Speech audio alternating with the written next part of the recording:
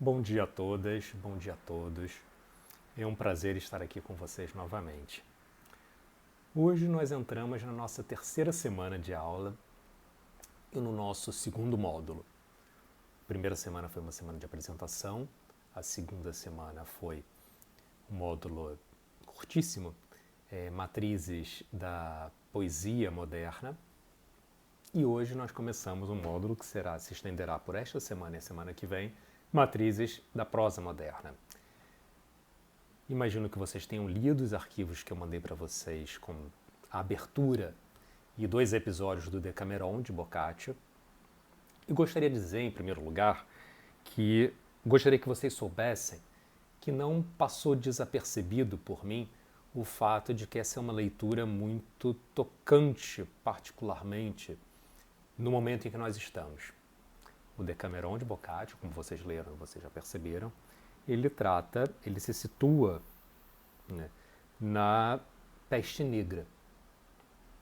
A peste que abateu a Europa, o Oriente Próximo e a Europa no século XIV. No início desta nossa pandemia do Covid-19, muitos nos jornais, com frequência, nos debates, as pessoas recorreram a algumas obras que tematizavam epidemias, grandes epidemias, como uma maneira de tentar dar sentido, criar sentido para a experiência que nós estamos vivendo hoje. E uma dessas obras a que muitas pessoas recorreram foi o Decameron. Também a Peste, de Camus, mas o Decameron, sem dúvida, é uma referência inescapável. Então, eu peço que vocês façam essa leitura com calma e com muita sensibilidade, atentas e atentos ao que ela desperta dentro de vocês e que sintam totalmente à vontade para conversar comigo sobre quaisquer ecos que isso tenha despertado, porque eu sei que é um tema delicado pelo momento em que nós vivemos e pelas experiências que nós estamos atravessando. Vamos lá então agora, entrando na obra. Continuamos no momento do humanismo, que vocês lembram que nós começamos a trabalhar no módulo passado. Boccaccio faz parte dessa tríade, que é uma tríade quase de uma geração, formada por Dante, Petrarca, Boccaccio. Dante um pouco mais velho, um pouco anterior aos dois, não é? O Dante ele nasce no século XIII, enquanto Petrarca e Boccaccio são do século XIV já. Boccaccio, os três, embora tenham nascido e morado em distintos lugares, atuaram principalmente em Florença e escreveram em fiorentino, no italiano que era praticado, na língua que era praticada em Florença. Boccaccio nasceu em 1313, morreu em 1375. Era um grande admirador, um grande conhecedor da obra de Dante e também um grande amigo de Petrarca. Nós sabemos que o Decameron foi escrito em torno de 1350, pode ter sido em 49, em 51, mas ao redor de 1350, porque possui uma baliza temporal muito específica que está inclusive na própria obra, consignada na própria obra, que é o ano de 1348, que foi o ano em que a peste devastou a cidade de Florença. Nós podemos pensar em relação ao Decameron, em relação à importância que ele tem para a prosa moderna, de maneira semelhante a como nós olhamos para Petrarca e a importância de Petrarca para a poesia moderna. Ou seja, e pensando os dois como fruto do humanismo, um momento que vem linearmente vem de uma tradição medieval, mas que faz um movimento de retomada de valores clássicos. Petrarca fez isso na poesia, então, como nós vimos, ele veio de uma tradição. Ele leu muito, ele conviveu com a tradição trovadoresca, mas ele buscou na antiguidade clássica alguns valores de racionalização, de sofisticação, enfim, que permitiram que ele criasse a sua forma, a sua poética específica do petrarquismo, com o auxílio da forma soneto. No terreno da prosa, o Boccaccio faz algo semelhante, ou seja, o que havia em termos de prosa e de narrativa sendo praticado na época de Boccaccio? Ora, havia as narrativas de cunho religioso, os textos religiosos da Bíblia e outros, que eram textos de narrativa, né, e textos em prosa, mas eram textos de cunho eminentemente religioso. E havia as narrativas em verso. As narrativas profanas eram em verso, como a grande tradição épica, né, que vem desde o Gilgamesh, a Ilíada, a Odisseia, a Eneida, e os romances de cavalaria, são os que estão as referências mais próximas do gênero épico, próximas em termos temporais, espaciais e temporais aqui do Decameron. Que eram, então, o gênero épico são narrativas, mas são narrativas escritas em verso. E são narrativas não apenas escritas em verso, mas que dizem respeito à formação de determinados grupos, seja um Estado, como a Eneida trata da formação de Roma, seja de uma nação, de um povo, de uma língua, de uma tradição cultural, como a Ilíada e a Odisseia, enfim, de nações, de povos, de estados. Todo romance de cavalaria ele traz consigo os mitos fundadores dos reinos europeus, sempre nesse embate com o outro, com o grande outro, por meio da cruzada, né? O outro infiel. Então, vejam bem, em termos de forma, havia narrativa sendo praticada eminentemente em verso e também em prosa, mas em prosa no plano religioso. E em termos da natureza dessas narrativas, elas eram sempre ligadas a esses dois grandes discursos, ou o discurso religioso ou o discurso da formação do coletivo. O que o Boccaccio traz de novo é uma narração em prosa. Ele não é que não houvesse antes, mas ele consolida como gênero, dá um estatuto literário e consolida. Narrativa em prosa e que não é uma materialização, uma atualização de um grande discurso fundacional, seja religioso, seja estatal, nacional, identitário. Não. São narrativas em prosa e tratando de temas comuns, de temas do cotidiano. Né? A épica, ela tinha sempre o herói, tanto a épica clássica quanto a épica medieval, nos romances de cavalaria, as sagas. Aqui não. Aqui nós não temos, em Boccaccio, no Decameron, nós não temos heróis. Não está em questão o heróico. E é nesse sentido que, ou melhor, esse é um dos sentidos em que o Decameron de Boccaccio, ele lança as sementes para o surgimento depois do romance. E nós veremos na nossa próxima aula Dom Quixote, que é considerado o primeiro romance na tradição ocidental. O Decameron é formado por uma série de episódios. Nós já veremos a arquitetura desses episódios, de como esses episódios se distribuem. Mas são episódios, cada um deles possui um enredo próprio, são histórias, chamemos assim, ou novelas. São historinhas da vida comum. Há personagens anônimas, o camponês fulano, o padeiro cicrano, pessoas, né, absolutamente anônimas, não são personagens conhecidas, célebres, e há outras que também, um rei, um sultão, um bispo, pessoas de destaque. Mas tanto nessas pessoas desconhecidas quanto nas desconhecidas, as histórias que são contadas são histórias comuns. São histórias da vida do dia a dia, de como fulaninho foi enganado pela mulher, de como cicraninho caiu num golpe, de como, enfim, histórias da vida comum.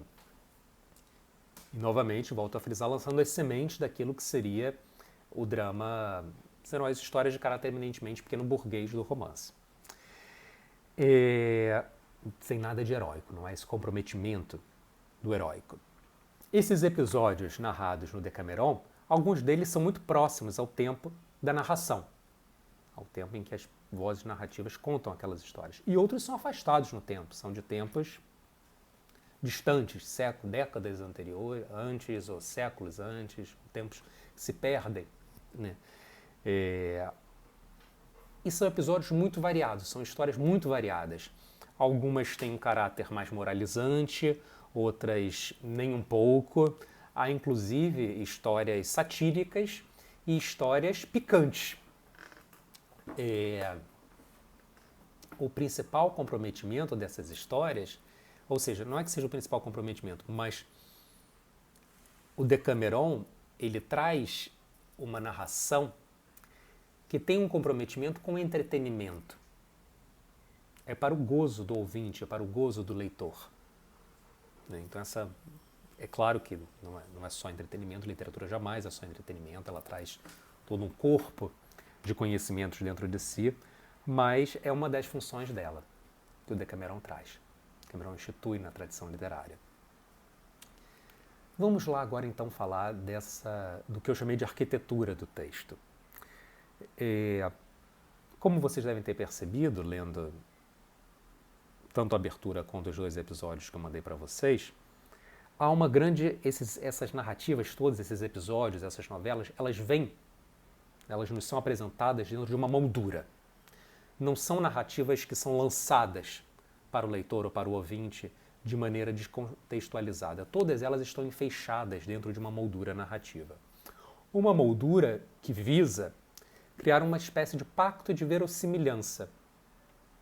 Ou seja, as histórias são distintas, algumas são mais críveis, outras são menos críveis, mas a instância, nós não poderíamos chamar nem de o autor, nem o narrador, porque são muitos narradores, mas essa instância agenciadora das narrativas, ela cria uma história, ela dá uma moldura dentro da qual todas essas histórias se encaixam e que dá uma espécie de verossimilhança.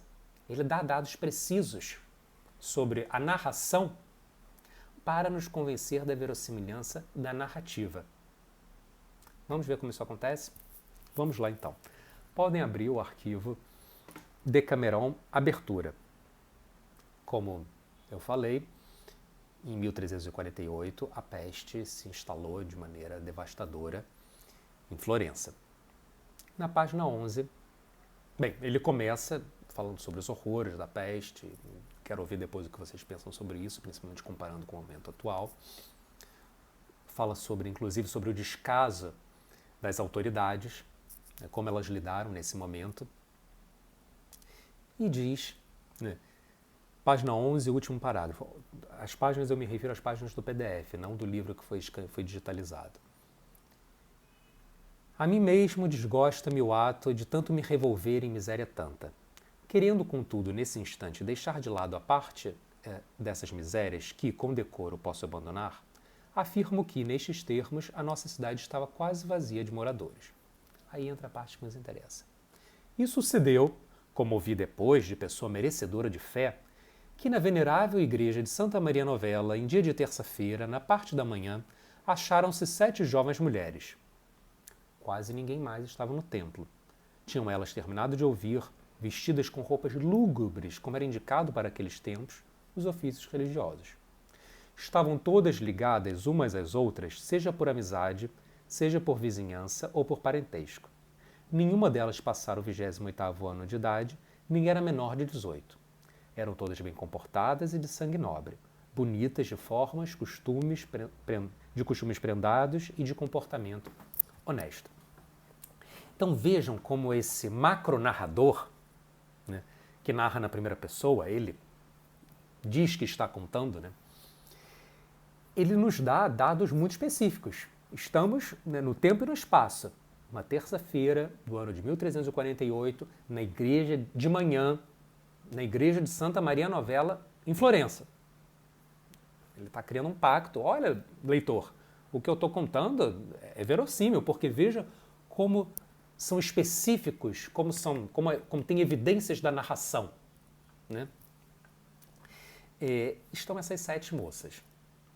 Bem, como eu disse, o humanismo ele vem de uma tradição, na linearidade temporal, ele vem de uma tradição medieval, mas ele faz um retorno, ele busca elementos na tradição clássica. Ora, os nomes, ele dá pseudônimos a essas mulheres, e são todos pseudônimos de sabor classicizante. Um classicista, um helenista, um romanista poderia explorar o significado desses nomes. São Pampineia, Fiametta, Filomena, Emília, Laurinha, Neífile e Elisa, as 7 mulheres.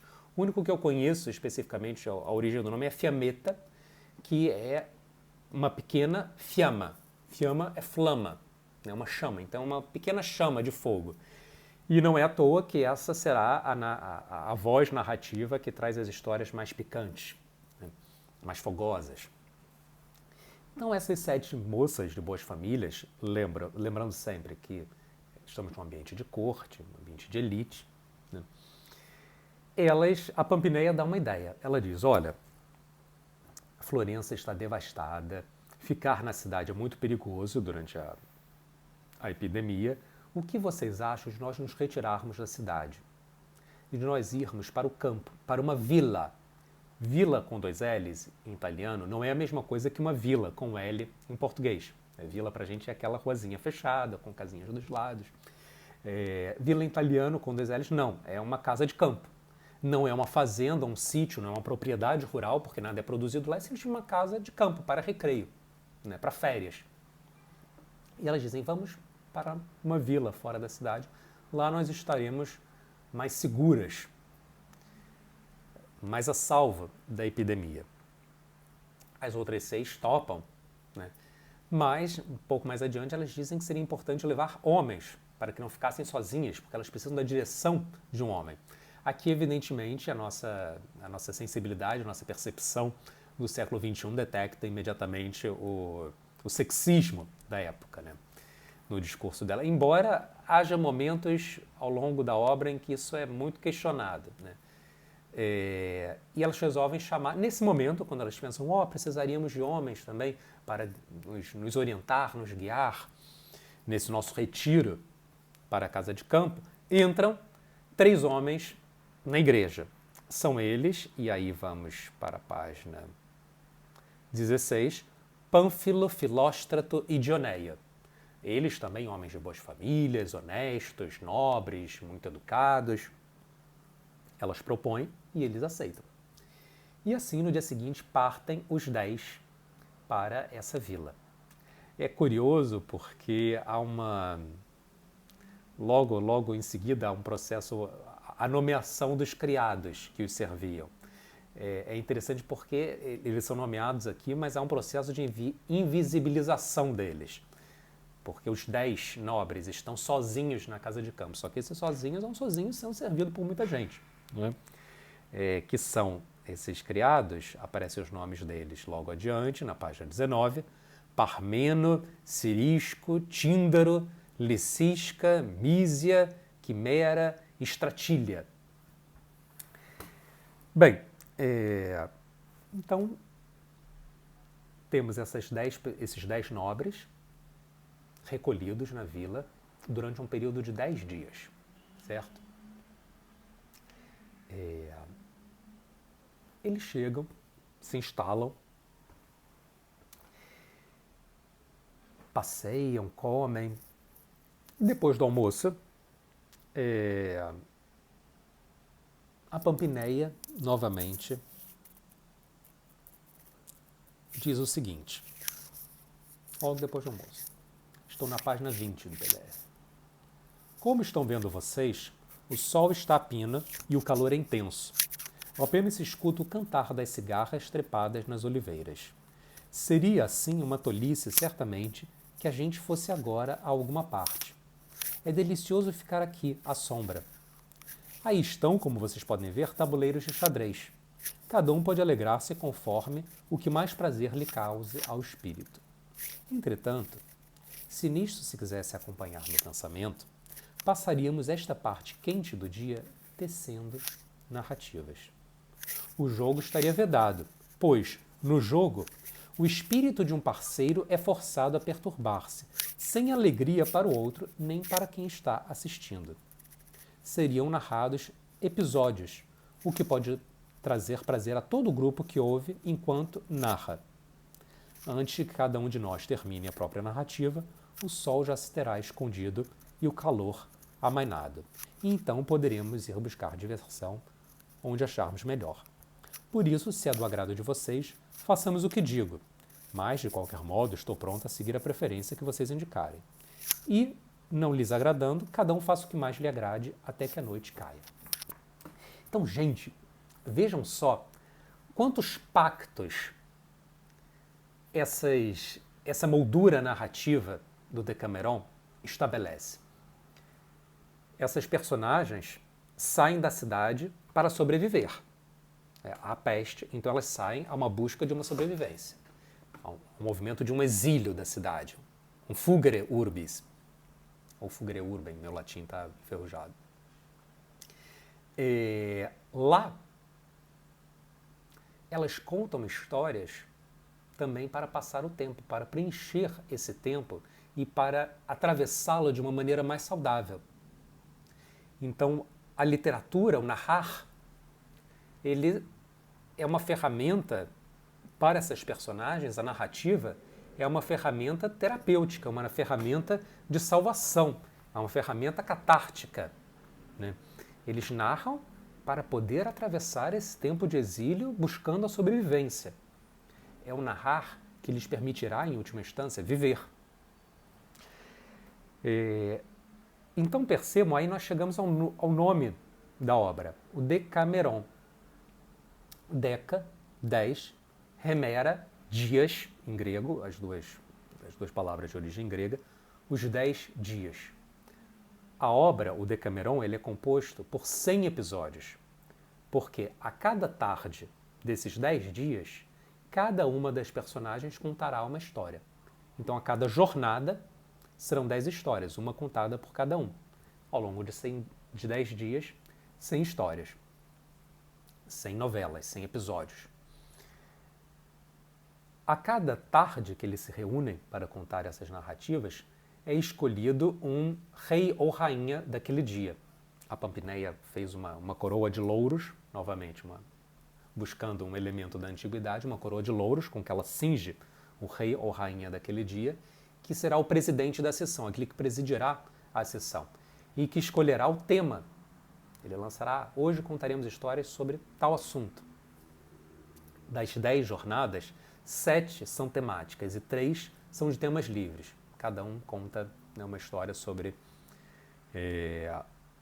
o que quiser. Então, é dentro dessa moldura, né, e é a partir desses pactos que são firmados entre a obra e o leitor e entre as personagens que narram, que surgem essas 10 histórias, esses 10 episódios, essas 10 jornadas e esses 100 episódios. Certo? Mulheres e homens elogiaram a ideia de tecerem narrativas oralmente. E começou